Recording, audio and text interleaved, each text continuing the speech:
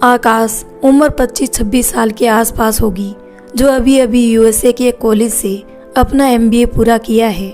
रंग गेहुआ, हाइट 5'8", भूरी आंखें, उन आंखों में एक ऐसी चमक जो किसी को आकर्षक कर ले अपनी ओर और सामने वाला इंसान अपनी जबान रोकने पर मजबूर हो जाए। पर्सनैलिटी बिजनेसमैन के लिए परफेक्ट थी। थोड़ा सादगी भरा एटीट्यूड भी था, लेकिन घमंड तो बिल्कुल भी नहीं। उसकी नज़र में गलत तो गलत ही होता है, लेकिन बात जब किसी के चेहरे की हंसी की हो तो जोक्स भी सुनाया करता था। सबसे ज़्यादा प्यार वो अपनी दादी से करता था, जिसे प्यार से डीएम बुलाया करता है। कबीर आकाश का सबसे करीबी और अच्छा दोस्त, दोनों भाई के जैसा एक साथ रहते थे। लगभग ये भी आकाश की उम्र का था और एक ही कॉलेज में साथ थे।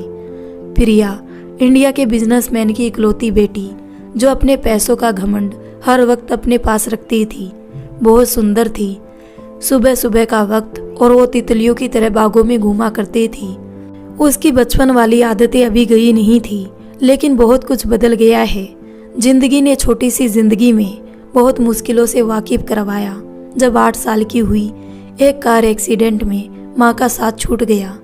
कुछ वक्त गुजर जाने के बाद अचानक से पापा का साया भी सिर से छिन गया। चाचा चाची भी उस पर चोरी का इल्जाम लगाकर घर से बाहर निकाल फेंका। लेकिन कहते हैं ना, जिसका कोई नहीं उसका भगवान होता है, और वो किसी के साथ बुरा नहीं होने देता है। फूलों के बागों में घूम घूम कर टोकरी भर रंग बिरंगे फूल तोड़ ली। जल्दी जल्दी घर पहुंची। ये लीजिए बाबा, आप जाकर पहले पास वाले मंदिर में दे आइए, वरना वहाँ के पुजारी जी बहुत गुस्सा करेंगे और कहेंगे वो लखन आज तेरी बिटिया की वजह से फिर मैं लेट हो गया। समझा देना उसे कल से और जल्दी उठे सुबह। चिड़ियों की तरह फुदकती हुई पास वाली सविता चाची के घर गई। दरवाजा खटखटाते हुए, अरे ओ चाची, अभी तक उठे नहीं का? तुम्हारी तबीयत तो ठीक है ना? आज मंदिर में सुने हैं बहुत बड़ी आरती होने वाली है, जाओगी नहीं का?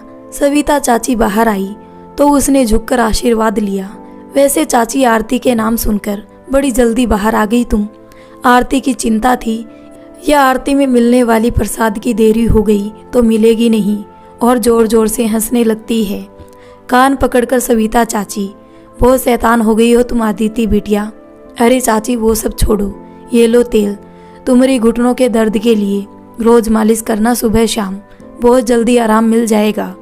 आदिति उम्र 22 वर्ष, रंग गोरा, नसीली आंखें और उनमें भरा खालीपन और बहुत सारा दर्द, फिर भी चेहरे पर मुस्कान हमेशा मौजूद रहता।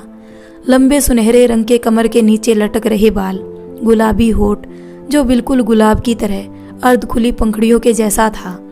कद काठी सी लंबी थी, बोली में मिठास जैसे शहद घुला हो। बहुत फुर्सत से उसे खुदा ने बनाया होगा, जो उसे देखे दीवाना बन जाए। पढ़ने में बहुत तेज और लगभग कलाओं में निपुण थी। लोगों को अलग अलग तरीकों से बोलकर हंसाया करती थी। आसपास सभी लोग उसे बहुत प्यार करते थे।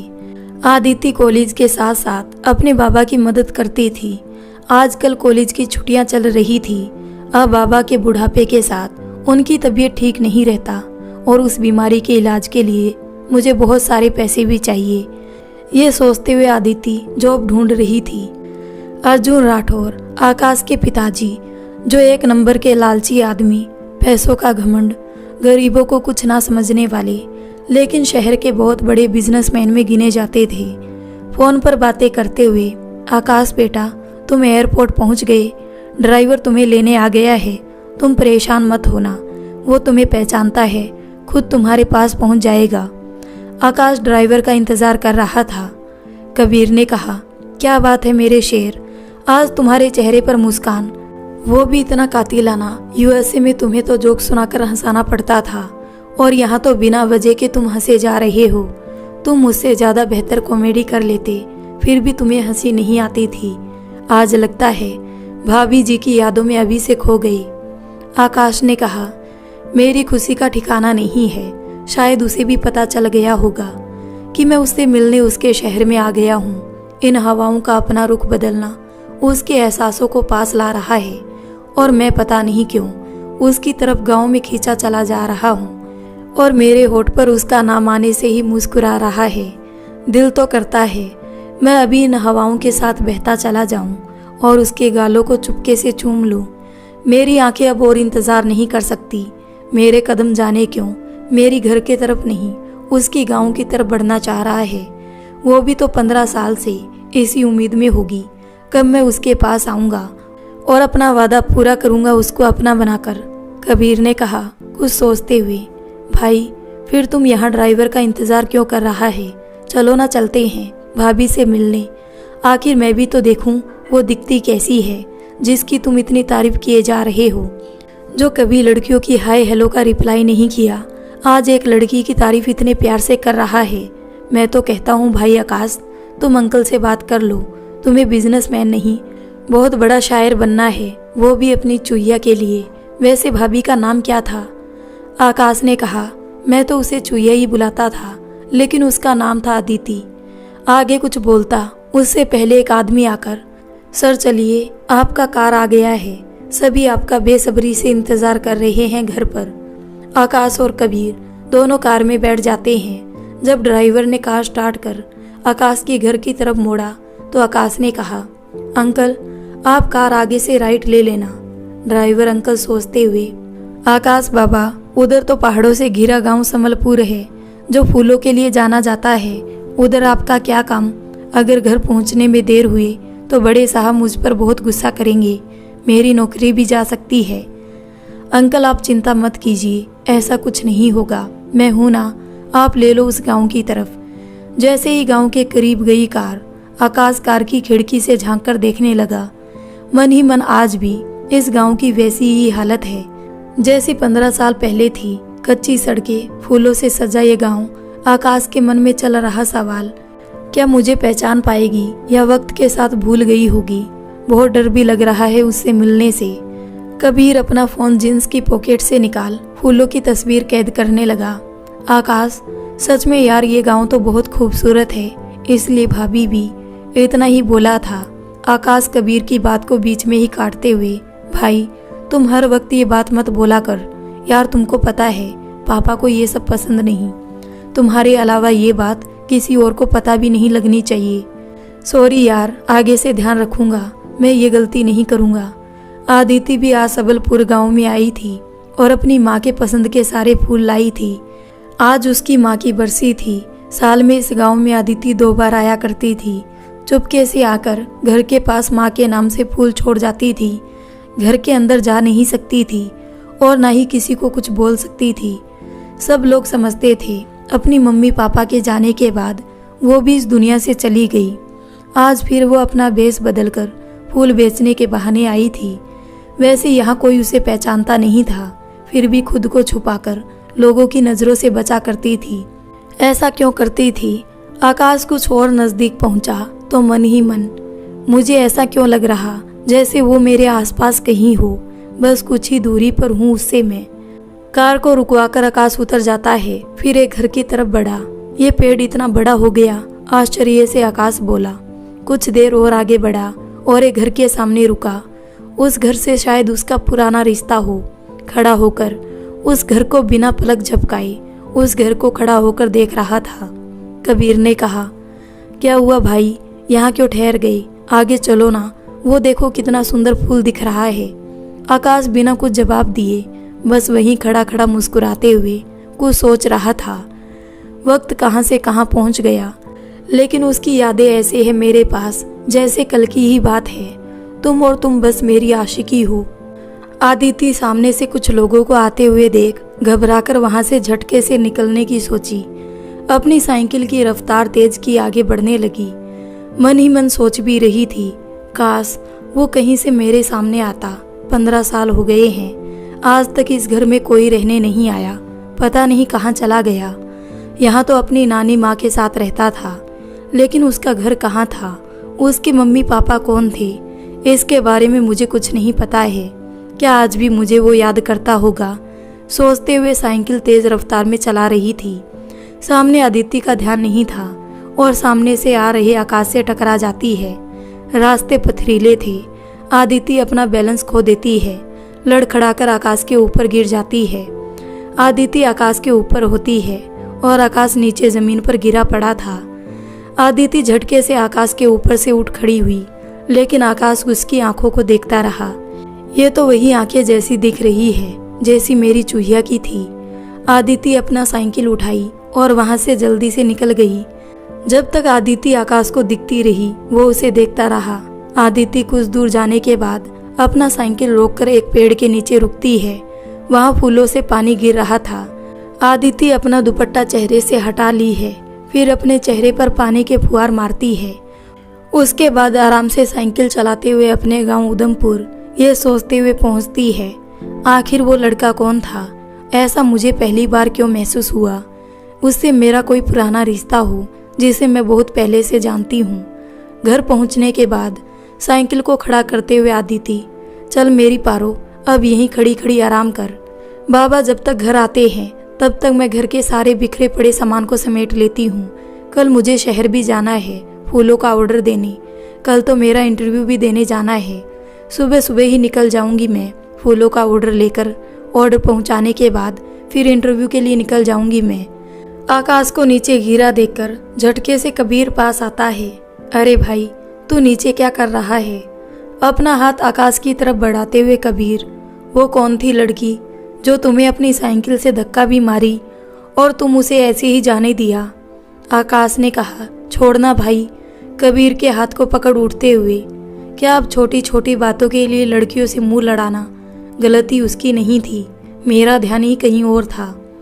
कबीर ऊपर आसमान को देखते हुए, हे भगवान उठा ले मुझे। आकाश के इस रूप को मैं नहीं झेल सकता, उठा ले मुझे, उठा ले। आकाश ने कहा, उड़ा ले मजाक, जितना चाहे उड़ा ले। जब तुमको किसी से प्यार होगा उस दिन तुमको पता चलेगा। मेरी खैर छोड़ो। फॉलो मी कबीर को बोलकर आगे बढ़ने लगा। यार धीरे धीरे चलना, मुझे मार डालेगा क्या? एक तो मेरे पेट में चूहे कूद रहे हैं, ऊपर से तुम मुझे इतना भगा रहे हो। कबीर अपना मुंह बनाते हुए बोला। आकाश ने कहा, तुझे खाने के अलावा कुछ और दिखता है? मैं जानता था तुम्हें भूख लगेगी, इसलिए मैंने तेरे बैग में, अरे देखो चिप्स पड़े होंगे। कबीर ने कहा, ये चिप्स के पैकेट से क्या होगा? मेरा तो इससे कुछ नहीं होने वाला। आकाश कुछ दूर जाने के बाद एक घर के बाहर रुका जो शायद बहुत सालों से बंद पड़ा था। मैंने गेट पर ताला लटका था लेकिन दरवाजा खुला था। आकाश अंदर चला जाता है। यही वो जगह है जहां हम दोनों छुपन छुपाई खेलते थे। अंदर की तरफ भागते हुए यहाँ नानी माँ बैठकर हमें प्यारी प्यारी कबीरा और रानी की कहानियाँ सुनाया करती थी। यह आंगन आज भी कितना प्यारा दिख रहा है। आज मैं इस आंगन में 15 साल से ज़्यादा वक्त गुजारने के बाद आया हूँ, लेकिन उसके साथ गुजरे हर एक लम्हा इस आंगन में हमारे लगाए फूलों से महक रहा है।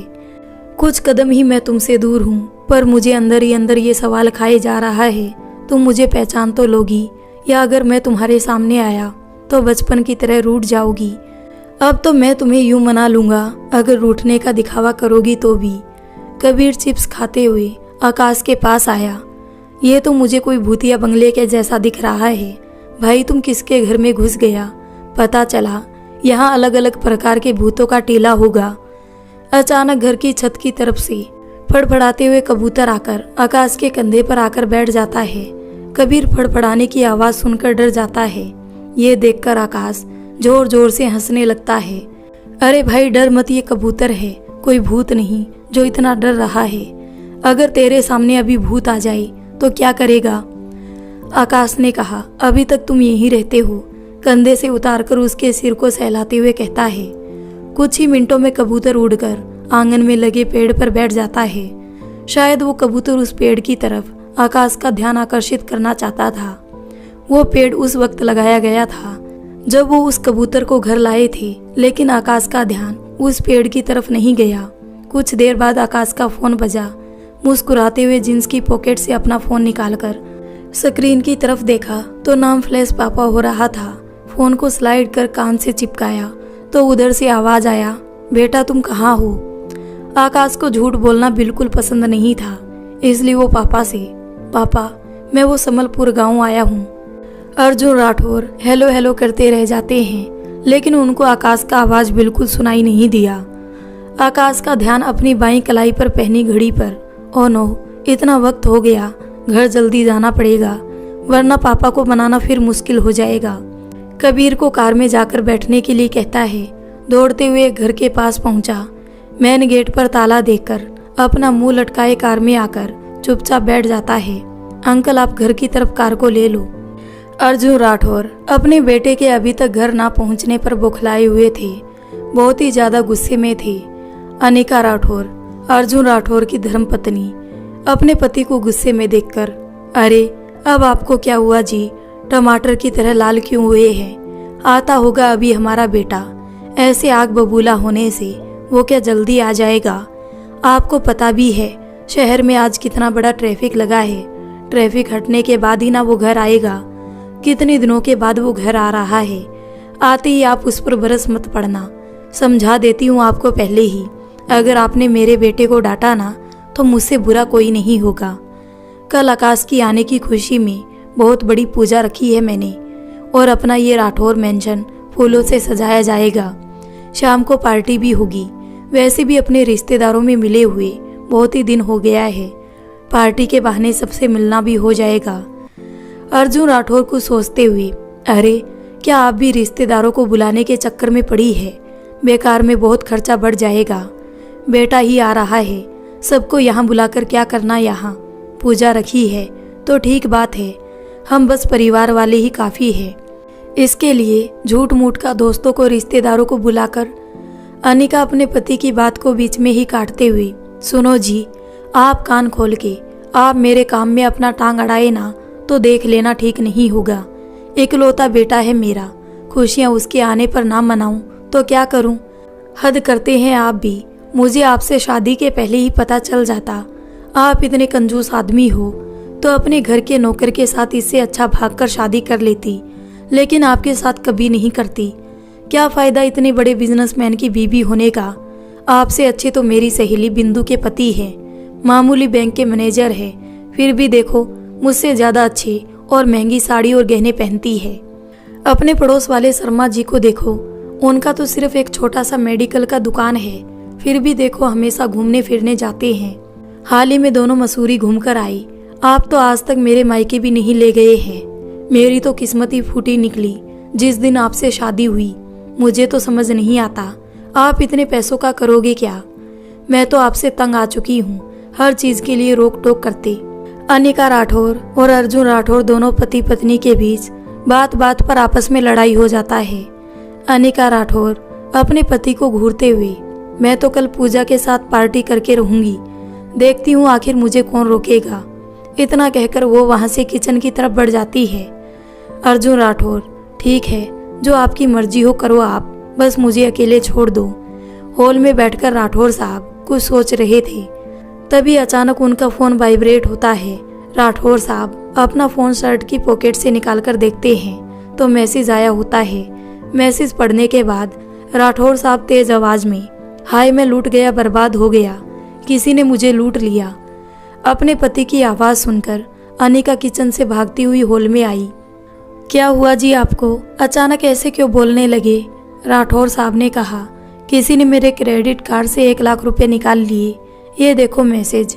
फ़ोन को दिखाते हुए कहा, लगता है किसी को मेरे क्रेडिट कार्ड का पासवर्ड मालूम चल गया। फिर अचानक बेहोश होकर नीचे फर्श पर गिर पड़ते हैं। दूसरी तरफ कबीर आकाश को उदास देख, क्या हुआ आकाश, तेरा मुंह अचानक लटक क्यों गया? अभी कुछ देर पहले तक तो तुम बहुत ही खुश थे, लेकिन अब क्या हुआ? आकाश खामोश अपनी आंखें बंद किए हुए कबीर की बात को वो सुन रहा था। कबीर बहुत कोशिश करता है लेकिन आकाश को कुछ जवाब नहीं देता है। कुछ समय बाद राठौर मेंशन के सामने ड्राइवर कार रोकता है। कार के हॉर्न की आवाज़ सुनकर अनिका आरती की थाली लेकर झटके से गेट के पास आ जाती है। आरती उतारने के बाद दोनों अनिका का आशीर्वाद लेते हैं। फिर दोनों घर के अंदर आते हैं। आकाश इधर उधर देखने के बाद पापा कहीं दिखाई नहीं दे रहे हैं। अनिका ने कहा वो अपने कमरे में आराम कर रहे हैं। बेटे के आने की खुशी में वो नाच रहे थे, इसलिए उनका पैर फिसल गया और वो फर्श पर गिर पड़े, जिससे उनको कमर में चोट लग गया है। अभी वो दवा लेकर सोए हैं। अभी बेटा तुम उनसे ना मिलो तो तुम्हारे पापा के लिए बेहतर होगा। बेटा तुम दोनों हाथ मुंह धोकर फ्रेश हो जाओ, तुम्हें भूख लगी होगी। आकाश बेटा बहुत सालों बाद मैं तुम्हारे पसंद की सारी खाना बनाई हूँ। आकाश हल्की सी मुस्कान देकर अपने रूम की तरफ बढ़ जाता है। कबीर भी उसके साथ रूम में चला जाता है। कबीर बोला, क्या हुआ यार, उस गांव से ही तुम उदास हो, कुछ बता भी नहीं रहे। आकाश ने कहा, कुछ नहीं भाई, बस इतना समझ लो मैं अपनी मंजिल के पास जाकर भी हार गया। खैर चलो जल्दी से अब फ्रेश हो जाओ तुम, वरना तुम्हारे पेट से सारे चूहे बाहर निकल आएंगे। फिर दोनों हंसने लग जाते हैं। दूसरी तरफ आदिति बाबा का इंतजार करते करते पता नहीं उसकी कब आंख लग गया और वो सो जाती है, उसे पता भी नहीं चलता है। कुछ देर बाद आदिति चीखते हुए उठकर बैठ जाती है। फिर से वही सपना आया, मैं हूँ और एक लड़का जो मेरे हम उम्र का, दोनों बचपन में साथ खेल रहे हैं। लेकिन उस लड़के का चेहरा बिल्कुल धुंधला दिखाई देता है और वो घर जो मेरे घर के पड़ोस में पड़ता है वो साफ साफ दिखाई पड़ता है। उस घर से मेरा क्या संबंध है मुझे समझ नहीं आता, लेकिन उस घर के पास से मैं जब भी गुजरती हूँ मुझे ऐसा क्यों एहसास होता है वो लड़का मुझे आवाज़ लगा रहा है, अपने पास बुला रहा है। और मेरा दिल उस वक्त यही सवाल करता है, क्या उसे मैं याद हूँ या वो मुझे पहचान पाएगा। समझ नहीं आता यह आखिर क्यों होता है। मेरा कोई दोस्त था जो मेरे लिए बहुत खास था, मुझे समझ नहीं आता आखिर वो मुझे क्यों चूहिया कहकर बुलाता है। अगर ये सपना मेरे बचपन से संबंध रखता है तो वो मुझे याद क्यों नहीं है। शायद मम्मा के खोने के बाद मेरे सिर पर जो गहरा चोट लगा था इसलिए भूल गई मैं। वो कबूतर भी मेरे आसपास अपने पंख फड़फड़ाते हुए आता है, मानो वो मुझे कुछ याद दिलाने की कोशिश कर रहा हो या कुछ दिखाने की कोशिश। उसी वक्त बाबा का आवाज आदिति को सुनाई दिया। झटके से निकलकर बाहर आई। आज बाबा बहुत तेज खांस रहे थे। बाबा आपको कितनी बार मना करूं, आप इतना काम मत किया करो, अब आपकी उम्र खेतों में जाने की नहीं है, मैं हूँ सब संभाल लूंगी। आदिति बाबा को दवा पिलाकर आराम करने के लिए कहती है। फिर वो फूलों के खेत की तरफ निकल जाती है। ऑर्डर का पैसा मिलते ही बाबा को शहर के सबसे बड़े डॉक्टर के पास दिखवाने ले जाऊंगी। कबीर ने कहा, वाह आंटी जी, आपके हाथों में तो जादू है जादू, मज़ा आ गया खाना खाकर। बहुत दिनों बाद घर का इतना अच्छा खाना खाने को मिला है।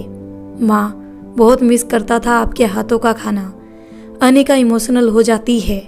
अब तो रोज़ मैं अपने हाथों से बनाकर खिलाऊंगी बेटा। नेक्स्ट डे सुबह सुबह खेतों से रंग बिरंगे सुगंधित फूलों से भरा मिनी ट्रक लाकर अपने घर के बाहर खड़ा कर देती है। बाबा आदिति को काम करते देख भावुक हो जाते हैं और उसकी आंखों से आंसू टपक रहे थे। आदिति उसके पास आकर समझाती है, आप कुछ मत बोलना, आपके आंसू मुझसे सब कह गए। आंसू पहुँचते हुए, बाबा आप मुझे बस आशीर्वाद दीजिए, आज मेरा इंटरव्यू है और बेकार की बातों को आप अपने दिमाग से बाहर निकाल फेंको। अच्छा, सविता चाची आपको आकर खाना और दवा दोनों खिला देगी, इसलिए आप सिर्फ आराम करेंगे, खेतों के बारे में आप तो बिल्कुल नहीं सोचेंगे। अच्छा बाबा, आप आराम कीजिए, मैं अभी अपना हुलिया ठीक करके आती हूँ, बहुत बड़े बिजनेसमैन के घर का ऑर्डर लेकर जाना है। कुछ देर बाद आदिति अपना गेटअप बदल कर आई बाबा के सामने। बाबा देखकर आदिति को एक हल्की सी मुस्कान देते हैं। बेटा, मन में मैं कुछ सोचता हूँ तो तुम्हें कैसे पता चल जाता है कि मैं किस बात को लेकर अंदर ही अंदर परेशान हो रहा था। आदिति बाबा के पैर छूकर आशीर्वाद लेती है। बाबा से मुस्कुराते हुए बोली, क्योंकि बाबा आपका और मेरा रिश्ता सिर्फ नाम का रिश्ता नहीं है हमारा, हम दोनों का रिश्ता तो दिल से जुड़ा है। जैसे आपको मेरी हर बात आपको पता चल जाता है वैसे मुझे भी चल जाता है। वक्त पर दवा खा लेना आप बाबा। आदिति फूलों का ऑर्डर लेकर आकाश के घर पहुंच जाती है। आदिति आकाश के घर लड़की की जगह लड़के के गेटअप में तैयार होकर फूलों से भरा मिनी ट्रक को राठौर मैंसन के सामने लाकर खड़ा करती है। आकाश सुबह के 8 बजे अपनी रूम की खिड़की से बाहर देख रहा था। मन ही मन कुछ सोच रहा था जो हमारी देश की हवाओं में सुकून भरा एहसास देता है। ऐसा सुकून विदेशों में कहाँ मिलता है। इधर उधर देखने के बाद मुझे ऐसा क्यों एहसास हो रहा है जैसे वो मेरे आसपास कहीं मौजूद है। आखिर मुझे ये एहसास क्यों होता है बार बार। ना चाहते हुए भी मेरा दिल पता नहीं कहाँ खो जाता है। आज फिर उसे ढूंढने उसके गांव जाऊं क्या मैं? अगर वहां गया तो पता चला मम्मी पूरा घर अपने सिर पर उठा ली मुझे यहाँ घर पर ना देखकर। वैसे आज तो मेरे लिए माँ घर में पूजा रखवाई है। घर से एक कदम बाहर निकाला तो तूफान आ जाएगा। कबीर अंगड़ाई लेते हुए आकाश के पास आया। खिड़की से बाहर देखते हुए कहा, ओ आज तो इतनी हवाओं में मोहब्बत घुला है। ऐसा लगता है आज मौसम कितना प्यारा है ना। और ये आहिस्ता आहिस्ता चलती हुई ठंडी हवाएं और उनमें घुला फूलों का खुशबू वाला इत्र कितना अच्छा लग रहा है। आकाश कबीर को तिरछी नजर से घूरता हुआ। कबीर ने कहा, ऐसे मत देख यार, मुझे कुछ कुछ होता है। बचपन वाली मेरे स्कूल की प्रिंसिपल की याद आती है। जब कोई मुझे ऐसे घूरता है तो डर भी लगता है यार।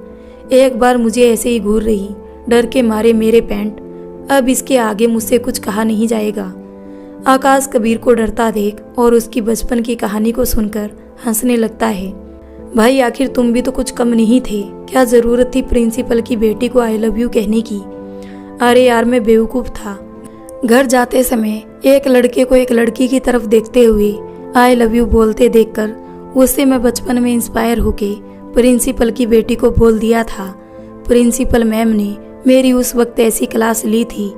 आज तक मेरी हिम्मत किसी लड़की को आई लव यू बोलने की नहीं हुई। आज भी वही सीन याद आता है मेरी आंखों के सामने। फिर ये सोचकर अपने बढ़ते कदम को रोक लेता हूँ, कहीं फिर से मेरी पैंट गीली ना हो जाए। दूसरी तरफ आदिति मिनी ट्रक से धीरे धीरे सारे फूलों को उतारकर राठौर मेंशन में रख देती है। आदिति अपनी कलाई की तरफ देखते हुए, और 9 बज गए हैं। मुझे जल्दी से पैसे लेकर यहाँ से निकलना होगा, वरना मेरा इंटरव्यू के लिए लेट हो जाऊंगी। अनिका मैम, आप मुझे मेरे पैसे दे दीजिए, मैं अब यहाँ से चलता हूँ। मुझे और भी जगहों पर फूलों का टोकरा पहुँचाना है। अनिका हॉल में बैठने के लिए कहकर अपने रूम की तरफ बढ़ती है। आदिति बार बार अपनी कलाई की तरफ देखती है और परेशान होते हुए, वक्त बीतता जा रहा है, ज़्यादा वक्त नहीं है मेरे पास, मुझे यहाँ से जल्दी निकलना होगा। जब अनिका ऊपर अपने रूम से नीचे पैसे लेकर आई तो आदिति बिना पैसे लिए ही वहाँ से निकल जाती है। अनिका मन ही मन वो फूलों वाला लड़का कहाँ चला गया, लगता है बिना पैसे लिए ही चला गया। वो कह रहा था उसे फूलों का ऑर्डर और अन्य जगहों पर भी देना है। अनिका किचन की तरफ बढ़ जाती है माता रानी का प्रसाद बनाने के लिए। जाते जाते अपना कीमती लॉकेट राठौर मेंशन के अंदर ही गिराकर आदिति चली जाती है। कुछ देर बाद हॉल में आकाश आता है। आदिति जल्दी जल्दी राठौर मेंशन से बाहर निकलकर अपने फूलों से भरा मिनी ट्रक लेकर चली जाती है। आकाश हॉल में आया और आने के बाद टेबल पर रखा न्यूज़पेपर उठाकर सोफे पर बैठ जाता है। कुछ देर बाद आकाश का ध्यान टेबल के नीचे गया। आकाश बिना कुछ सोचे उसे उठाकर अपने हाथ में ले लेता है। उसके बाद वो अपनी माँ को आवाज़ देता है। आकाश का आवाज़ सुनकर अनिका जी किचन से बाहर आती है। क्या हुआ आकाश? आकाश उस लॉकेट को दिखाते हुए, माँ यह आपका लॉकेट यहाँ इस टेबल के नीचे गिरा पड़ा था। अनिका देवी अपने हाथ में उस लॉकेट को देखते हुए, बेटा ये मेरा नहीं है, पता नहीं ये हॉल में कहाँ से गिरा। कुछ देर पहले ही तो मैं सारा साफ सफाई की। उसके बाद सोचते हुए, फूल देने वाले के अलावा यहाँ अभी तक कोई बाहरी आदमी नहीं आया है। आकाश ने कहा, आपका नहीं है तो पक्का उस फूल वाले का होगा। अच्छा मैं इसे अपने पास ही रख लेता हूँ, अगर फूल वाला आया ढूंढते हुए तो आप मुझसे कहना ले लेने के लिए। अनिका कुछ पैसे देते हुए, बेटा फूल वाले को ये सारा पैसा दे देना, अगर आई तो। बिना पैसे लिए वो यहाँ से चला गया, शायद उसे कोई ज़रूरी काम था, पैसे याद से तुम दे देना। कुछ ही देर में पूजा शुरू हो जाएगी और मैं व्यस्त हो जाऊंगी पूजा करने में, तो तुम दोनों नाश्ता कर लेना, रूम में रख दिया है मैंने। आकाश ने कहा, माँ मैं जा रहा हूँ अपने रूम में, आपको तो पता है मुझे ये सब पसंद नहीं। पूजा खत्म होने के बाद मुझे बुला लेना। धीरे धीरे राठौर मेंशन में आसपास से आकर लोग पूजा में शामिल होने लगे थे। आदिति इंटरव्यू होने के बाद फिर से अपना गेटअप बदलकर राठौर मेंशन पहुंच गई। आकाश कबीर से बोला, अगर फूल वाला पैसा लेने आए तो तुम मेरे रूम में भेज देना। कबीर को पूजा पाठ में ज़्यादा मन लगता था, इसलिए वो नीचे था। बात दरअसल पूजा की नहीं थी। कबीर भुक्खड़ उसे तो प्रसाद में मिलने वाले मोतीचूर के लड्डू से था। कबीर दरवाजे के आसपास ही था। आदिति आकर कबीर से बोलती है, क्या आप अनिका मैडम को बुला दीजिएगा, मुझे अपना फूलों का पैसा लेना था। कबीर ने कहा, अच्छा वो फूल वाला तुम हो। सीढ़ियों की तरफ इशारा करते हुए कहा, आगे से लेफ्ट ले लेना, तुम्हें तुम्हारा पैसा मिल जाएगा। आदिति सीढ़ियों की तरफ बढ़ी, आगे से लेफ्ट लेकर आकाश के कमरे के बाहर पहुंची और दरवाजे को नॉक की। आकाश आवाज सुनकर आया और दरवाजा खोला। आदिति का ध्यान आकाश पर पड़ते ही अपनी बड़ी आंखें करते हुए शर्म से नजरें झुका ली। ये कहाँ से आया? अनिका मैम कहाँ है? शर्म नहीं आता? बिना शर्ट के सामने खड़ा है। मैं भी क्या सोच रही हूँ, मैं तो खुद लड़के के गेटअप में आई हूँ। आकाश ने कहा, अंदर आओ। आदिति डरते हुए नजरें झुकाकर गई। अरे यार, तुम मुझे देखकर बिना शर्ट के लड़कियों की तरह क्यों शर्मा रहे हो? आदिति मन ही मन, मैं कोई लड़का नहीं लड़की हूँ, इसलिए शर्मा रही। अब जल्दी से जल्दी मेरे पैसे दो, मैं यहाँ से 9-2-11 होती हूँ। आकाश आदिति को उसके पैसे दे देता है और वो लॉकेट लेने के लिए पीछे मुड़कर ढूंढने लगता है। आदिति झटके से दरवाजे की तरफ भागना चाहिए, लेकिन उसका पैर अचानक नीचे पड़ी बॉल पर चला जाता है। आदिति एक कदम भी नहीं आगे बढ़ी थी, वही आकाश के ऊपर गिर पड़ी। आकाश बेड पर गिरा और उसके ऊपर आदिति भी गिर जाती है। गिरने के बाद आदिति के सिर से कैप निकल जाता है, जो अपने बालों को छुपाने के लिए लगा रखी थी। टोपी निकलने के बाद सारे बाल बिखर जाते हैं। खिड़की खुली हुई थी, उससे आती हवाएं आदिति के बिखरे बालों को उसके गालों को चूमने पर मजबूर कर रही थी। एक पल के लिए दोनों एक दूसरे की आंखों में खो जाते हैं। नीचे माता रानी की पूजा चल रही थी। पूजा के दौरान पंडित जी के द्वारा शंखनाद हुआ, जिसका आवाज दोनों के कानों तक पहुंचा। आदिति झटके से उठने की कोशिश की, लेकिन आदिति के पैर फिर से बॉल पर आने के कारण वापस आकाश के ऊपर गिर जाती है। आकाश फिर से खो जाता है। बिना मेकअप के कोई लड़की इतनी सुंदर कैसे दिख सकती है? आंखों में शर्म हया, चेहरे पर मासूमियत, बिना काजल के ये नशीली आंखें कितनी खूबसूरत लग रही है। आदिति इस बार खुद को संभालते हुए झटके से आकाश के ऊपर से उठकर खड़ी हो जाती है। अपने बाल को समेटते हुए झटके में वो टोपी उठाकर फिर से लड़के के गेटअप में तैयार हो जाती है, लेकिन आकाश अपलक उसे निहारता रहता है। आदिति दरवाजे की तरफ झटके में बढ़ी, लेकिन आकाश आदिति का हाथ पीछे से पकड़ लेता है। आदिति डरते हुए अपना हाथ छुड़ाने की कोशिश करने लगी। तभी आदिति का ध्यान आकाश के बाएं हाथ में लटक रहे लॉकेट पर गया। बिना कुछ बोले और बिना कुछ सोचे वो आकाश को धक्का देकर लॉकेट लेकर भाग जाती है। आकाश नीचे गिर पड़ा, जिससे उसके सिर में चोट आ गई और वो अपने रूम में ही बेहोश हो गया।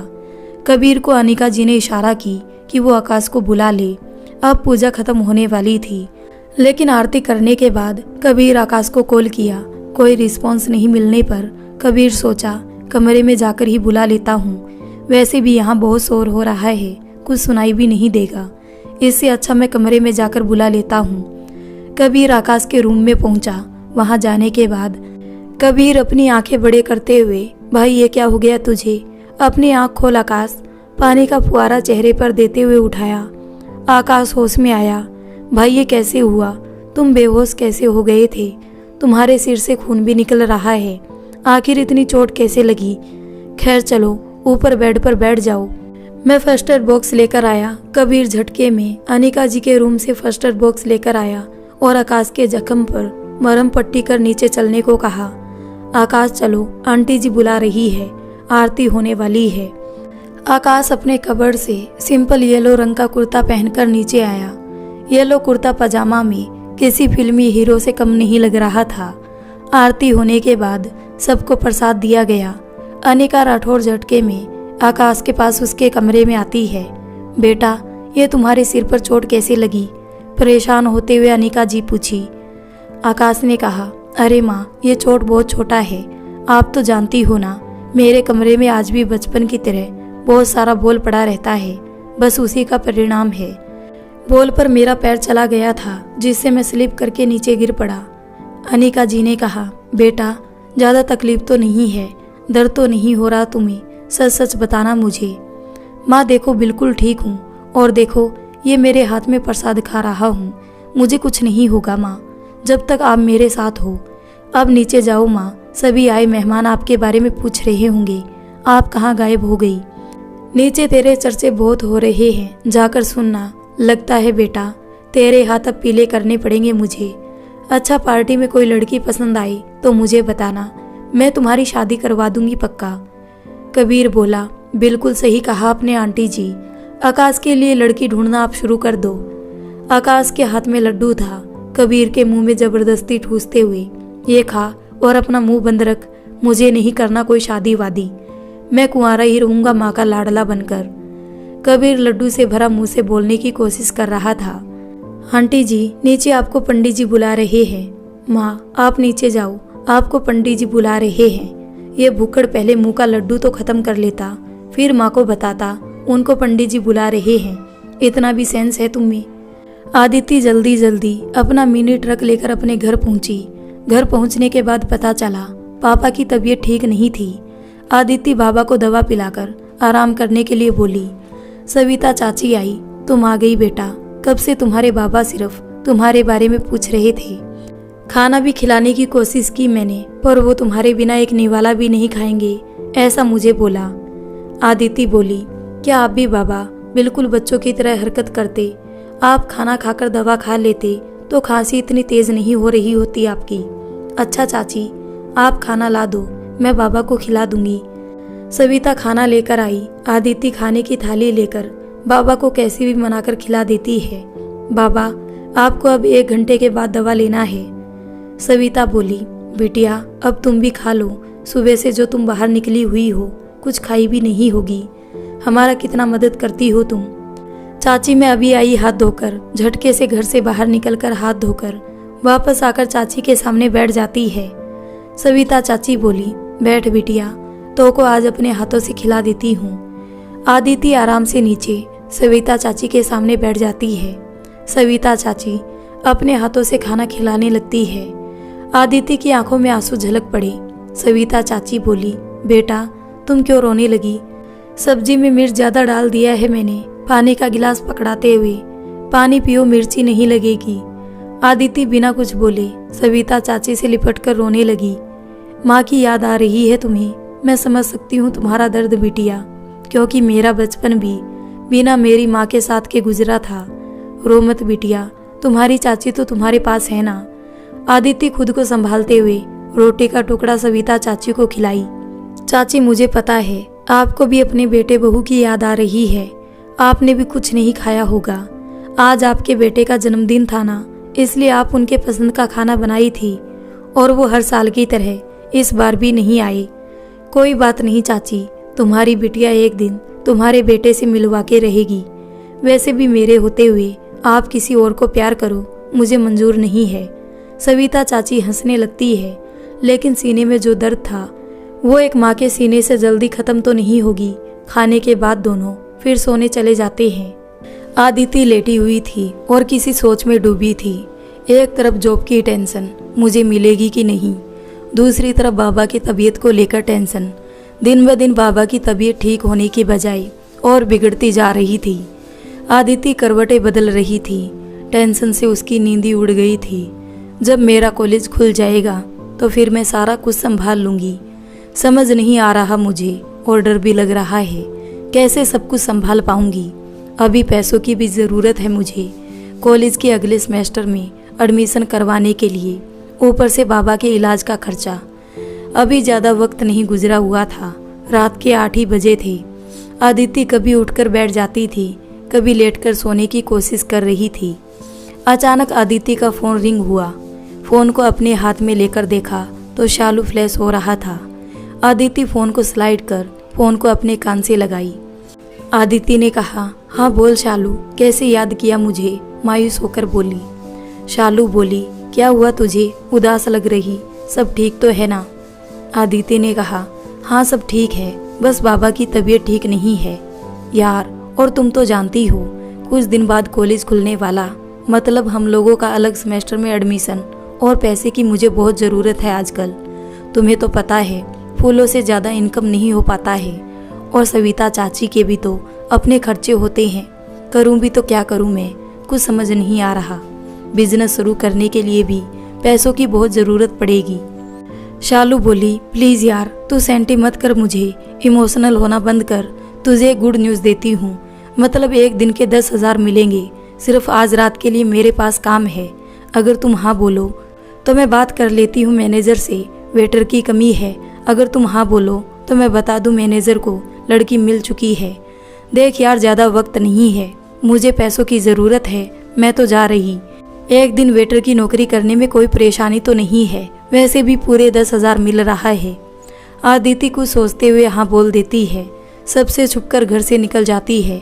शालू मेन रोड पर मैनेजर और कुछ और लड़कियों के साथ इंतजार कर रहे थे।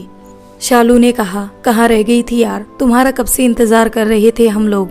पार्टी स्टार्ट होने में 30 मिनट बाकी है, चलो जल्दी से गाड़ी में बैठो। बिल्कुल चुप रहना, कोई सवाल मुझसे मत करना। वहां पहुंचने के बाद मैनेजर ने कहा, अपना अपना ड्रेस कोड पहनकर वेटर के गेटअप में तैयार हो जाओ, उसके बाद अपने अपने काम में लग जाओ सभी। आदिति, शालू और बाकी लड़कियां भी अपना ड्रेस कोड पहन वेटर के गेटअप में तैयार हो जाती है। आदिति परेशान थी, इसलिए उसे ध्यान ही नहीं था वो सुबह यहाँ आ चुकी है। सभी अंदर जाती है और अपने अपने काम में लग जाती है। अनिका राठौर पार्टी में आती है, चैंपियन का बोतल खोलकर पार्टी को स्टार्ट करती है। पार्टी में चारों तरफ सिर्फ आकाश के चर्चे हो रहे थे। राठौर साहब का बेटा जितना स्मार्ट और हैंडसम है ना, उतना इंटेलिजेंट भी। यूएसए में एमबीए में गोल्ड मेडलिस्ट है। आदिति मन ही मन ऐसा क्या है उस आकाश राठौर में।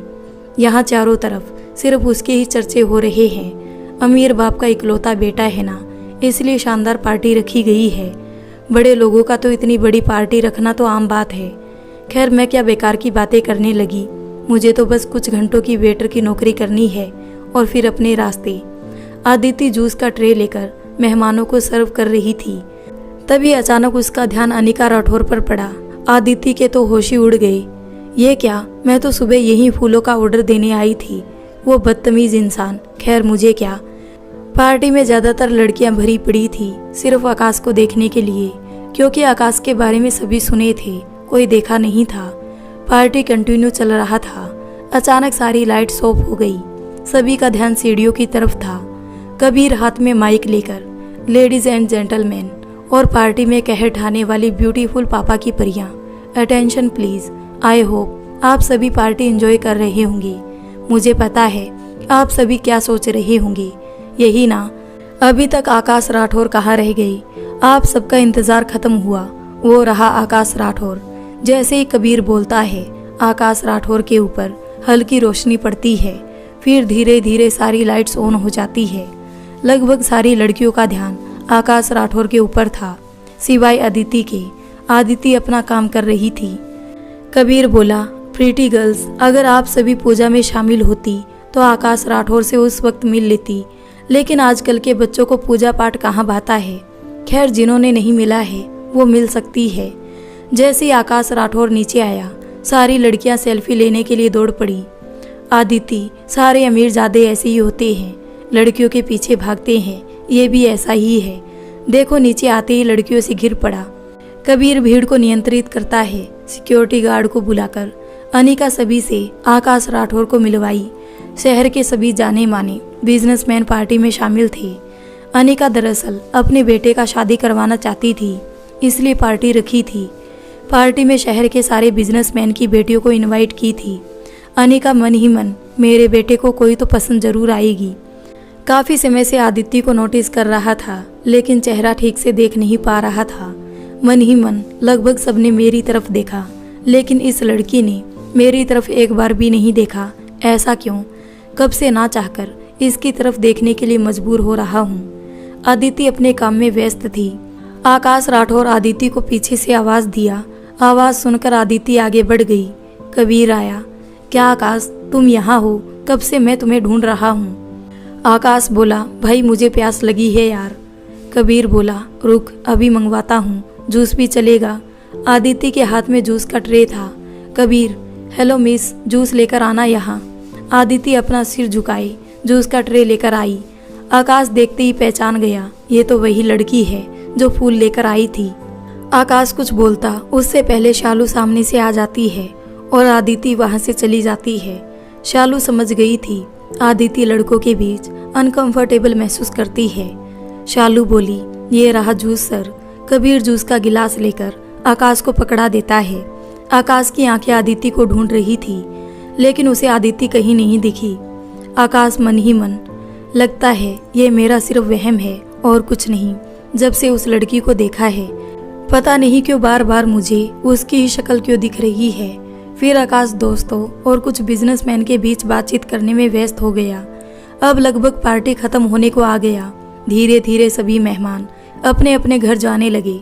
अनिका राठौर आकाश के पास आई। बेटा चलो मेरे साथ, मुझे तुमसे किसी को मिलवाना है। आकाश अपनी माँ की बात को नहीं टालता था, इसलिए माँ के पीछे पीछे आया। बेटा ये है गुप्ता जी और ये है इनकी पत्नी सविता गुप्ता जी, ये भी हमारी तरह बिजनेसमैन है। आकाश दोनों का आशीर्वाद पैर छूकर लेता है। सविता गुप्ता जी बोली, मिसेज राठौर आप तो अपने बेटे को बहुत अच्छा संस्कार दिया है। बचपन से विदेश में पला बड़ा है, लेकिन संस्कार तो हमारा हिंदुस्तानी ही है। आकाश के जाने के बाद, आप सही बोल रही थी मिसेज राठौर, आपके बेटे और मेरी बेटी दोनों की जोड़ी खूब जमेगी। जैसे ही मेरी बेटी हॉलीडे से आती है, हम दोनों रिश्ते को लेकर बात को आगे बढ़ाने की कोशिश करेंगे, लेकिन उससे पहले दोनों को मिलवाना पड़ेगा। फिर दोनों के सामने शादी करने का प्रस्ताव रखा जाएगा। आकाश अपने कमरे में चला गया, क्योंकि अब ज़्यादा देर तक पार्टी अटेंड नहीं कर सकता था। चोट लगने की वजह से जो सिर में जख्म था, अचानक दर्द होने लगता था, इसलिए ऊपर अपने कमरे में आराम करने चला आया। नीचे आकाश को ना देखकर कबीर ने कॉल किया। आकाश स्क्रीन को स्लाइड कर कॉल को उठाया, फिर बोला, देख कबीर, अब तेरी कोई बात नहीं मानूंगा, समझा? इतनी देर तक तो पार्टी में था और अब नहीं। प्लीज़ मुझे फोर्स मत कर, मैं नहीं आ पाऊंगा। कबीर बोला, अरे यार तुम खिड़की के पास आकर बाहर देखो, पार्टी में आई लड़कियां तुम्हें जाते जाते बाय बोलना चाहती थी। अब मुझसे रिक्वेस्ट की तो मुझे देख अब गुस्सा करने की जगह एक बार आजा मेरे यार। खैर गुस्सा मत करना, लेकिन अभी नहीं, बाद में कर लेना, पर तू आजा खिड़की के पास प्लीज। आकाश कबीर के कहने पर आता है खिड़की के पास। सारी लड़कियां लगभग आकाश को बाय बाय बोलने के लिए सभी ऊपर की ओर देख रही थी, लेकिन यहाँ भी आदिति उन लड़कियों से थोड़ा दूर खड़ी होकर बस चांद को निहार रही थी। आकाश के आने के बाद सारी लड़कियां जितनी अभी तक नहीं गई थी, वो एक साथ चिल्लाकर आकाश को बाय बोलकर चलती बनी। वेटर के ड्रेस में आदिति बहुत प्यारी लग रही थी। नीचे आकाश दौड़कर आया। शायद वो फूल वाली लड़की सच में यहाँ आई है, मुझे उससे एक बार बात करना है। यह सोचकर आकाश नीचे आया। जब तक वो नीचे आया, आदिति जा चुकी थी। फिर आकाश अपना मुंह लटकाए राठौर मेंशन के अंदर चला जाता है। आकर अपने रूम में धड़ाम से नीचे बेड पर कुछ सोचते हुए गिर जाता है। आदिति पैसे लेकर अपने घर चली गई। घर पहुंचने के बाद शुक्र है सभी सो रहे हैं, फिर जाकर अपने कमरे में आराम से बेड पर लेट जाती है। शालू की वजह से आज मुझे ये 10,000 रुपये मिले। थोड़ा समय काम करने के बाद ही इन पैसों की मुझे बहुत ज़रूरत थी। फिर पैसों को सुरक्षित जगह रखकर वापस हो जाती है। सुबह उठने के बाद आदिति जो देखी, उसकी आंखें फटी की फटी रह जाती है। सविता चाची का बेटा उन्हें अपने साथ लेने आया था। यह चमत्कार देखकर आदिति का सिर चकरा रहा था, लेकिन आदिति खुश थी। चलो अच्छा हुआ, सविता चाची को उसका बेटा लेने आया है। सविता चाची की खुशी का ठिकाना नहीं था। अपना सारा सामान समेटकर बांदली शहर जाने के लिए आदिति आकर सविता चाची से लिपटकर रोने लगती है। चाची अपना ख्याल रखना, आप शहर में जाकर कहीं आप हमें भूल मत जाना। और हाँ, आपकी बहुत याद आएगी मुझे चाची, खासकर आपके हाथ के बने खाने को मैं बहुत याद करूँगी। अच्छा अब जाओ, वरना मैं आपको फिर से जाने ही नहीं दूंगी अगर थोड़ी देर और रुकी तो। सविता चाची अपने बेटे के साथ शहर चली जाती है। धीरे धीरे समय बीत गया। सबकी जिंदगी में बदलाव आने लगे थे। आदिति की जिंदगी में भी बहुत बदलाव आ चुके थे। आदिति अब शहर में रहने लगी थी अपने बाबा के साथ। यहाँ सब उसे आदिति नाम से जानते थे। कुछ सोचकर आदिति किसी कारण अपना नाम बदल रखी थी। आदिति के चाचा चाची को पता चल गया था कि आदिति अभी जिंदा है, लेकिन आदिति को दोनों में से कोई नहीं पहचानता था। आदिति को मरवाने की कोशिश किए थे, लेकिन आदिति हिम्मत और अपनी सूझबूझ से गुंडों को चकमा देकर शहर भाग गई थी, वो भी अपने बाबा को साथ लेकर। बहुत तकलीफों से गुजरने के बाद आदिति को एक मेडिकल शॉप में काम मिल गया था, जिससे आदिति के घर का खर्चा निकलता था। धीरे धीरे वक्त बीतता गया। एक ऐसा समय आया, आदित्य को बार डांसर बनकर नाचना शुरू कर दिया। मेडिकल शॉप से धीरे धीरे पैसे मिलने कम हो गया था और आदित्य को बहुत पैसों की ज़रूरत थी। बाबा का इलाज करवाना था, इसलिए आदित्य घर घर जाकर फंक्शन में नाचा करती थी। नाचकर उसे जो पैसा मिलता था उससे घर का खर्चा और बाबा के इलाज का खर्चा निकालती थी। बाबा की आंखों में आंसू झलक पड़े। आदित्य आंसुओं को देखकर समझ गई बाबा को मेरी फिक्र सता रही है, इसलिए वो रो रहे हैं। आदित्य बोली, बाबा आप बिल्कुल चिंता मत कीजिए, आप मुझ पर अपना भरोसा और आशीर्वाद बनाए रखिए। मैं जानती हूँ बाबा, बहुत अच्छी पढ़ाई करने के बाद भी मुझे बार डांसर बनकर छोटे छोटे फंक्शन में नाचना पड़ रहा है, लेकिन मैं आपसे वादा करती हूँ यह काम मैं जल्द ही छोड़ दूंगी। बस आप जल्दी से जल्दी ठीक हो जाइए। कुछ दिन गुजरने के बाद बाबा की तबीयत बहुत खराब हो गई। डॉक्टर बोला जल्द से जल्द ऑपरेशन करना पड़ेगा, वरना कुछ भी हो सकता है। दिल की बीमारी है, अगर वक्त पर ऑपरेशन नहीं हुआ तो इनकी जान भी जा सकती है। आज भी एक फंक्शन में आदित्य को नाचने जाना था। अब तो आदित्य शांति बाई के नाम से जानी जाने लगी थी। आदित्य के मन में बस यही बात चल रहा था, 5 दिन में इतने सारे पैसे कहाँ से और कैसे इकट्ठे करूंगी। कुछ दिन बाद अदिति 2 लाख डॉक्टर को देने के लिए तो जमा हो गई है, लेकिन कुछ दिन में मैं 3 लाख कहाँ से लाऊंगी, ये बात सोचकर बहुत ज़्यादा परेशान हो रही थी। 2 दिन बाद आज हॉस्पिटल जाकर मुझे पूरे 5 लाख रुपए जमा करवाना है बाबा के इलाज के लिए। सोच ही रही थी, तभी आदित्य का फ़ोन बजा। फ़ोन की स्क्रीन की तरफ देखा तो अननोन नंबर था। फ़ोन को स्लाइड कर अपने कान से लगाई। हेलो शांति बाई, एक बहुत बड़े नेता के घर नाचना है, तुम फ्री हो तो कहो, मैं हाँ बोल देता हूँ। शांति बाई बिना कुछ सोचे हाँ भर देती है, लेकिन एक शर्त रखती है।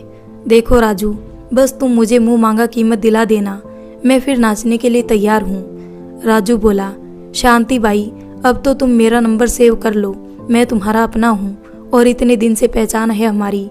फिर भी बिना कुछ बोले आदित्य फ़ोन कट कर देती है। कुछ देर बाद फिर कॉल करता है। राजू बोला, शांति बाई आज शाम को तुम तैयार रहना, मैं तुम्हें लेने आ जाऊंगा। ठीक है, तुम आ जाना, मैं तैयार रहूंगी, लेकिन 2 घंटे से ज़्यादा 1 मिनट भी मैं ज़्यादा डांस नहीं करूंगी। और हाँ, पैसे मुझे कैश चाहिए, बाबा की तबीयत बहुत ख़राब है, उसके ऑपरेशन के लिए मुझे पैसों की सख्त ज़रूरत है। तुम फिक्र मत करो, मेरी बात हो गई है नेताजी से, बस गोद भराई की रस्म खत्म होते ही पैसे लेकर हम दोनों वहाँ से निकल जाएंगे। कबीर बोला, क्या है आकाश, तेरा मुंह क्यों लटका है? माँ को मैं अब चांद जैसी बहू कहाँ से लाकर दूँ? कबीर आकाश से उदास होते हुए कहा, वो तो मेरे पीछे पड़ चुकी है, बेटा कोई अच्छी सी लड़की देखकर तुम शादी कर लो। कबीर बोला, आंटी जी सही तो बोल रही है, कुछ दिन में ऑफिस भी संभाल लेगा, लेकिन तुम्हें संभालने वाली भी कोई चाहिए ना। आंटी जी का कहना बिल्कुल सही है। क्या यार, तुम भी माँ की बातों की तरफदारी कर रहा है? तुमको तो पता है मेरे बारे में सारी बातें, अभी शादी से क्यों मैं मना कर रहा हूँ। आकाश कबीर से कुछ सोचते हुए बोला। कबीर बोला, आकाश तू ऐसा कर, अपने लिए एक लड़की ढूंढ ले जो सुंदर और आकर्षक व्यक्तित्व वाली हो। आकाश बोला, तुम ये क्या बोल रहे हो? कबीर तुम तो मेरी फीलिंग्स को समझो। अरे यार, कौन सा मैं तुमसे शादी करने के लिए कह रहा हूँ, मेरा मतलब है कि तुम माँ के लिए बहू और पत्नी के रूप में एक लड़की को पैसे पर कॉन्ट्रैक्ट के तहत घर लाओ। माँ को बहू मिल जाएगा और तुम्हें वक्त भी मिल जाएगा आदित्य को ढूंढने के लिए। शादी हो जाने के बाद जब घर में बहू आएगी तो तुम्हारी माँ शादी के लिए फोर्स भी नहीं करेगी, फिर तुम आदित्य को अच्छे से ढूंढना। आकाश बोला, यार कबीर तुम्हारा तो आइडिया कमाल का है, ऐसा करता हूँ, माँ को बिना बताए मैं मंदिर में शादी कर लूँगा और घर लेकर चला जाऊँगा। फिर क्या, माँ बहू को सामने देखकर कुछ नहीं बोलेगी। लेकिन एक परेशानी है कबीर, कॉन्ट्रैक्ट पर शादी करने के लिए मुझसे कौन तैयार होगी और माँ का भी ख्याल रखे। कबीर बोला, तू क्यों फिक्र कर रहा है, वो भी कोई बहुत जल्द मिल जाएगी। अरे यार, बातों बातों में मैं तुम्हें बताना ही भूल गया हूँ, आज हम लोगों को बड़े शहर निकलना है, कल मीटिंग्स है ना। आकाश बोला, अच्छा हुआ याद दिलवा दिया, वरना मैं तो भूल ही गया था, कल हमारी मीटिंग्स भी है। चल यार, अब पैकिंग कर लेते हैं। कबीर बोला, अंधेरी शहर जाना है। राजू शांति बाई को कॉल करता है। कहाँ हो शांति बाई, कब से मैं तेरा इंतज़ार कर रहा हूँ, तेरे घर के बाहर कहाँ हो तुम? राजू, मैं बाबा के साथ हॉस्पिटल में हूँ, वहीं रहो, कुछ देर में आती हूँ। कुछ देर बाद बाबा से मिलकर शांति बाई घर पहुँचती है। राजू बोला, शांति बाई, अभी तक तुम तैयार नहीं हो, बहुत देर हो रही है, तुम जल्दी से तैयार हो जाओ। नेताजी के बॉडीगार्ड का फोन आया था, कब तक आ रहे हैं, हमें वो पूछ रहे थे।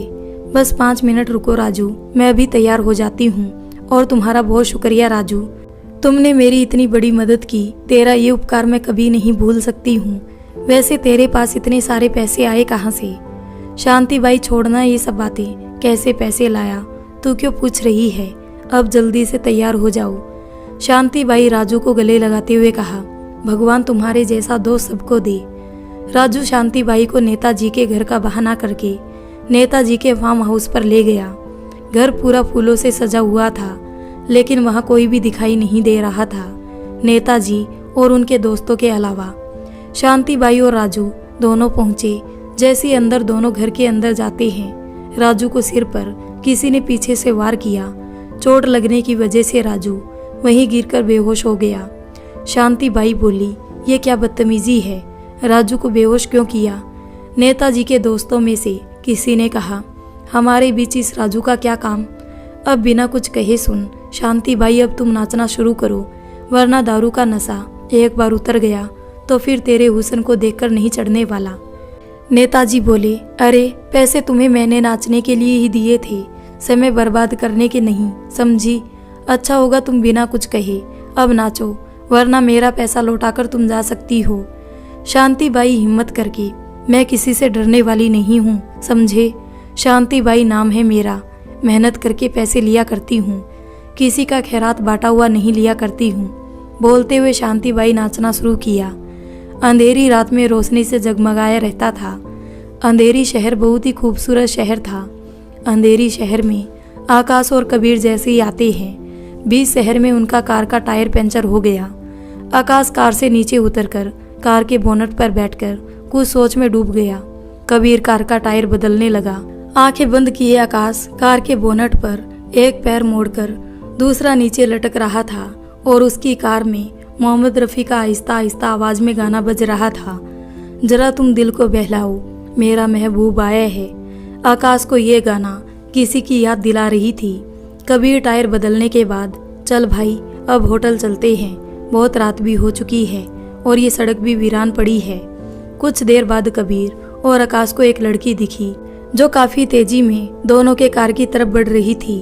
कबीर टायर बदलने के बाद आकाश से, अरे भाई अब तुम गाड़ी के बोनट से उतरो और आकर कार के अंदर बैठो।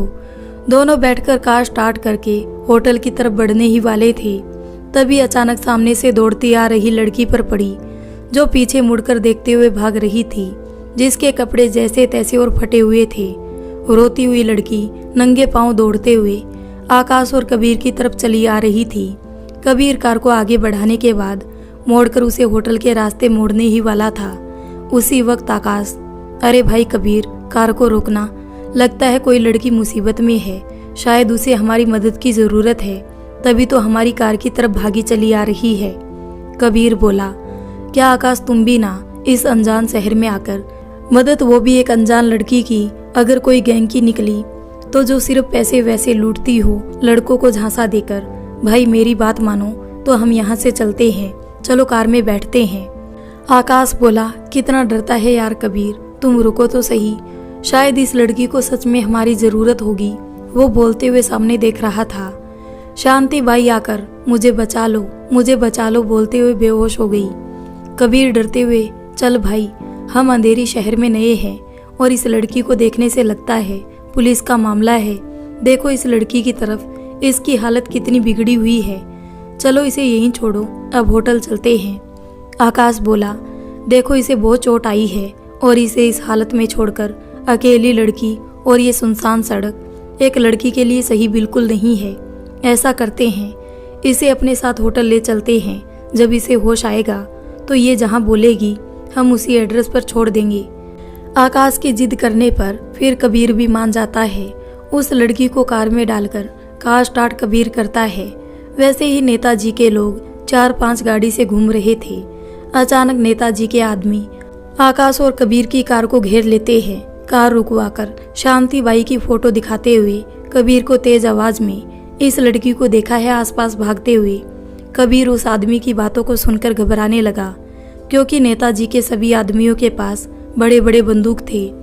आकाश मामले को संभालते हुए, भाई एक लड़की को तो देखा है मैंने भागते हुए, वो भी उस रास्ते पर। मुड़कर भागते हुए नेताजी के आदमियों में से एक ने कहा, चलो चलो उस तरफ देखते हैं। नेताजी के आदमियों के जाने के बाद कबीर स्पीड में होटल की तरफ तेजी से कार को बढ़ाया। कुछ ही देर में होटल पहुंच गया। सबसे बचते बचते दोनों शांति बाई को अपने कमरे में ले गए। नेताजी के आदमी उसे कुत्तों की तरह ढूंढ रहे थे। शांति बाई नेताजी को जान चुकी थी, जो नेता सोशल वर्कर के रूप में, अच्छा और महान नेता के रूप में जाना जाता है। उसका कितना घिनौना चेहरा है, जो लड़कियों को अपनी हवस का शिकार बनाता है। नेता के लिए शांति बाई अब खतरा बन चुकी थी, क्योंकि कुछ महीने बाद चुनाव होने वाले थे। अगर शांति बाई अपना मुंह खोल देती तो नेताजी का हारना निश्चित था। कुछ घंटे बीतने के बाद, देख यार, इसे उसी रास्ते पर छोड़ आते हैं जहां से उठाकर लाए थे। आकाश मन ही मन, तुम मिली भी मुझे तो इस हालत में, दिल रो रहा है मेरा अंदर ही अंदर, क्या करूं। मैं तुम्हें जानता भी नहीं और तुम होश में भी नहीं आ रही हो। आखिर तुम ऐसी हालत में क्यों हो? तुम वही लड़की हो जिसे मैं पहली मुलाकात में देखते रह गया था। आज तुम्हें इस हालत में देखकर स्तब्ध रह गया हूँ। तुम्हें देखने के बाद मुझे ऐसा लगता था मानो जैसे मेरी पूरी दुनिया मिल गई हो। तुम ही मेरे बचपन के दोस्त हमसफर हो। कबीर बोला, भाई इस लड़की को तुम इतने ध्यान से क्यों देख रहे हो? आकाश कुछ जवाब नहीं देता है। फिर कुछ देर बाद आकाश, याद है तुम्हें कबीर, मैंने किसी लड़की के बारे में जिक्र किया था जो बिल्कुल परी की तरह दिखती है। अगर मेरी आदिति होती ना तो बिल्कुल वैसी ही दिखती। कबीर बोला, हाँ भाई मुझे अच्छे से याद है। तुमने ये भी कहा था मेरी जिंदगी में वो पहली लड़की थी जिसने मुझे अपने चांद से चेहरे का दीवाना बना दिया। लेकिन आज ये सब तुम मुझसे क्यों बात कर रहा है? ये बात मुझे कुछ हजम नहीं हो रही। भाई उलझाकर कुछ भी मुझसे मत बोला कर, मेरे दिमाग में कुछ भी जाता नहीं है। दूसरी तरफ नेताजी शांति बाई को ढूंढने के लिए बौखलाए हुए थे। सत्ता हाथ से निकलने का डर नेताजी को अंदर ही अंदर खाई जा रही थी। आकाश कबीर को कुछ बता ही रहा था। उसी वक्त अनिका जी का फोन आकाश के फोन पर आया। आकाश फोन को स्लाइड कर मम्मी से बात करने में व्यस्त हो गया। अनिका बोली, बेटा अच्छे से पहुंच गया? आकाश ने हाँ में जवाब दिया। बेटा खाना खाया? नहीं माँ, अभी कहाँ कुछ खाया मैंने डिनर में, अभी तो होटल पहुंचा हूँ, खा लूंगा माँ कहकर फोन कट कर दिया। अचानक आकाश के हाथ से फोन छूटकर नीचे गिर पड़ता है और फोन ऑफ हो जाता है। कुछ देर बाद शांति बाई को होश आया। होश आने के बाद बहुत रोने लगी और घबराने भी लगी। आकाश शांति बाई के पास आया। तुम ठीक हो? तुम्हारी ऐसी हालत किसने किया?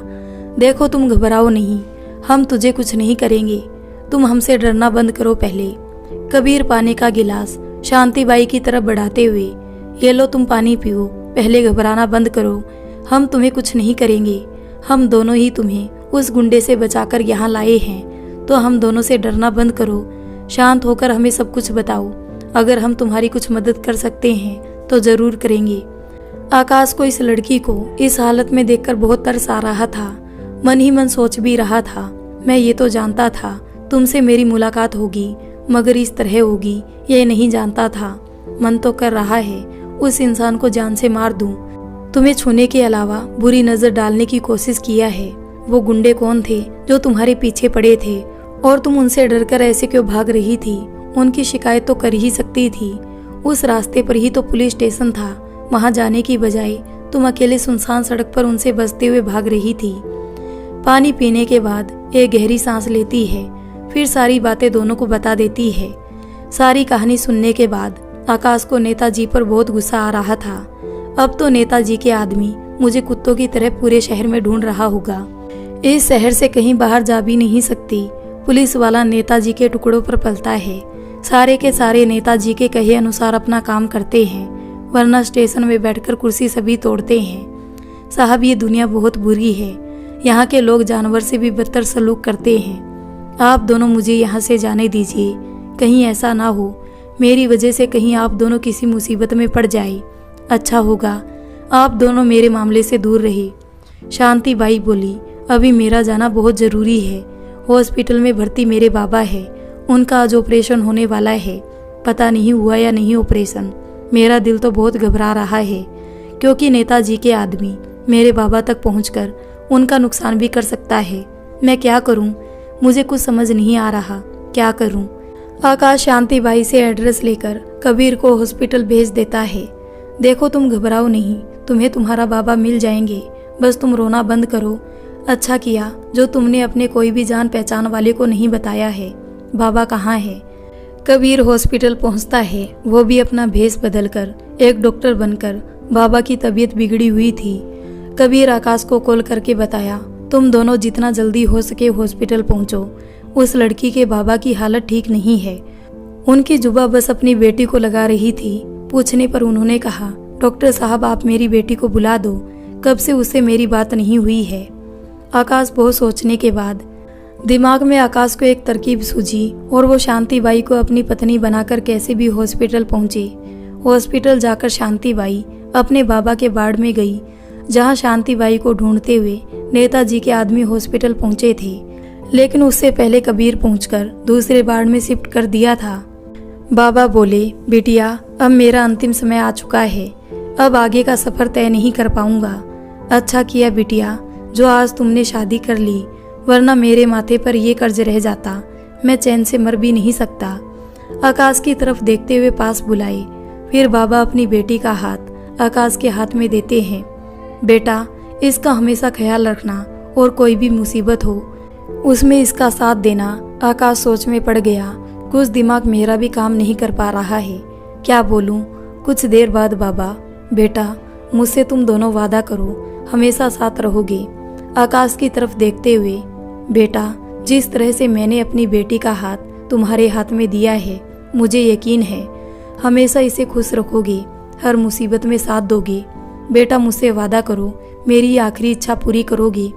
बेटिया तुम कोई भी मुसीबत में इस रिश्ते को निभाने की कोशिश करोगी, ये तुम्हारे बाबा की आखिरी इच्छा है और मुझे पूरा यकीन भी तुम इस रिश्ते को जरूर निभाओगी।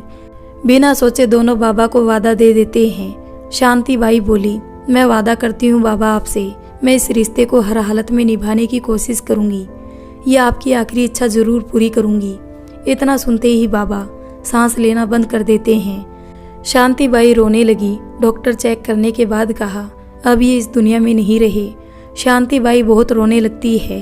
आकाश संभालता है शांतिबाई को और पोस्टमार्टम के बाद डेथ बॉडी शांतिबाई को सौंप दिया गया। पूरी विधि पूर्वक अंतिम संस्कार किया गया। अंतिम संस्कार के बाद शांतिबाई को अपने साथ ही दोनों होटल लाए, जहां रूम था। कबीर का कमरा अलग था आज, तो जाकर वो सो गया। लेकिन आकाश कबीर के साथ जाने के बजाय शांतिबाई के साथ रुकना ठीक समझा। शांतिबाई बाबा की यादों में खोई थी और रो रही थी। आकाश शांतिबाई को समझाया और उसे खुद को संभालने के लिए कहा। आकाश और कबीर दोनों शांतिबाई को लेकर घर पहुंचे। मैन गेट का बेल बजाया। अनिका राठौर दरवाजा खोलती है। दरवाजे के बाहर देखकर शौक हो जाती है। अपनी बड़ी आंखें करके घूंघट में खड़ी लड़की को देखती है। आकाश बोला, क्या हुआ माँ, ऐसे क्यों देख रही है? क्या हुआ आपको? बेटा ये घूंघट में कौन लड़की है? ये तो दुल्हन दिख रही है, लेकिन ये हमारे घर के दरवाजे के पास क्या कर रही है? कबीर बोला, ये राठौर खानदान की बहू है आंटी जी। जल्दी से आप आरती की थाली लाइए और भाभी का गृह प्रवेश करवाइए। क्या ये मेरी बहू है? आकाश की तरफ देखते हुए, तुमने शादी कर लिया और अपनी माँ को बताना भी जरूरी नहीं समझा। वाह बेटा बहुत अच्छा, तुमने तो अपनी माँ को पल भर में पराया कर दिया। मेरे सारे अरमान को तुमने मिट्टी में मिला दिया। कम से कम एक कॉल कर दिया होता, मैं तुम्हारे पापा को मना कर ले आती वहाँ, या उनसे तेरे लिए उनकी बेटी का हाथ भी मांग आते, पर तुम इस लायक ही नहीं समझा हमें। देखिए माँ, आकाश जी की कोई गलती नहीं है। सब कुछ इतनी जल्दी और अचानक हुआ कि आपको बताने का वक्त नहीं मिला है। जो भी कुछ कहना है आप मुझसे कहिए। उस वक्त ऐसा माहौल ही था। आज आपके सामने जिंदा घूंघट में खड़ी हूँ, सिर्फ आपके बेटे की वजह से। मेरी जान उन गुंडों से इन्होंने ही बचाया जो मुझसे जबरदस्ती शादी कर रहे थे। आकाश बोला, हमें अंदर तो आने दीजिए, आराम से बात करेंगे और मैं आपको सारी बात बताऊंगा। अभी तो आप अपनी बहू का गृह प्रवेश करवा दो। आपको तो खुश होना चाहिए, आपकी ख्वाहिश पूरी हो गई। आप कब से तो बोल रही थी मुझसे, बेटा शादी कर लो, मेरा हाथ बटाने के लिए बहू ला, जिसे मैं अपनी बेटी की तरह प्यार करूं। अब संभालो अपनी बहू को और बेटी बनाकर रखो। अनिका झटके से मंदिर के पास गई और वहां से आरती की थाली लेकर आई। आरती उतारने के बाद सारी विधि पूर्वक गृह प्रवेश करवाया गया। अनिका राठौर बोली, बेटा तुम्हारा नाम क्या है?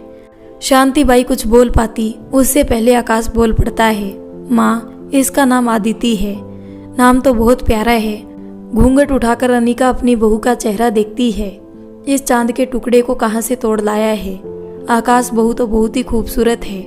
जितनी इसकी खूबसूरती चेहरे पर झलक रही है उतनी ये मासूम भी है। अनिका जी के उनकी बहू पैर छूकर आशीर्वाद लेती है। उसी वक्त आकाश के पापा वहां आते हैं। अर्जुन राठौर बोले, ये लड़की कौन है? तुम इसे अपनी बहू क्यों कह रही हो? अनिका जी मुस्कुराते हुए, जी ये आपकी बहू है और आकाश की धर्मपत्नी है। अर्जुन राठौर गुस्सा करते हुए, किसी को भी ये सड़क से उठाकर ले आएगा और तुम इसे अपनी बहू मान लोगी? मैं नहीं मानता इस शादी को और ना कभी इसे अपनी बहू मानूंगा। राठौर खानदान की बहू कोई सड़क छाप नहीं बनेगी। वहां से चले जाते हैं। अर्जुन राठौर के जाने के बाद अनिका जी अपनी बहू से, आकाश के पापा के बात का बुरा मत मानना बेटा, वो स्वभाव के ऐसे ही है। धीरे धीरे वो तुम्हें अपना बहू मान लेंगे, चिंता मत करो। चलो मैं तुम्हें तुम्हारे कमरे तक छोड़ाती हूँ, तुम आराम कर लो, धीरे धीरे सब ठीक हो जाएगा, किसी भी बात की चिंता मत करना। तो दोस्तों, आपको ये कहानी कैसी लगी? अगर अच्छी लगी हो तो वीडियो को लाइक कर दें, हमारे चैनल को सब्सक्राइब कर लें।